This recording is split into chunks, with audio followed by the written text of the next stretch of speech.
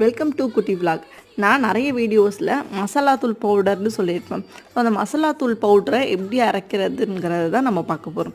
So அதுக்கு தேவையானது வந்து நான் 1 கிலோ வந்து மல்லி எடுத்துக்கிட்டேன். மல்லி எப்பயுமே வந்து நம்ம சின்ன சின்ன மல்லியாக இருந்துச்சுன்னா மசாலா தூள் நல்லா டேஸ்ட்டாக இருக்கும்.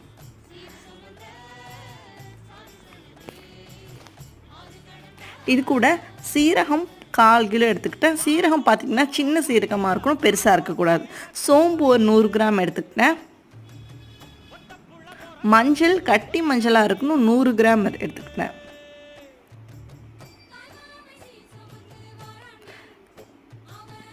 மிளகு 50 கிராம் இருக்கணும், கடலைப்பருப்பு 75 கிராம் இருக்கணும்.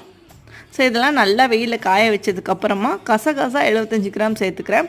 ஸோ இது எல்லாமே நான் மில்லில் கொடுத்து அரைச்சி எடுத்துகிட்டு வந்துட்டேன். So masala powder ready. நம்ம வந்து இந்த மாதிரி ஏர் டைட் பாக்ஸில் அது மேலே பிளாஸ்டிக் கவர் போட்டு நம்ம மூடி வச்சுக்கிட்டோன்னா ரொம்ப நாள் வரும்.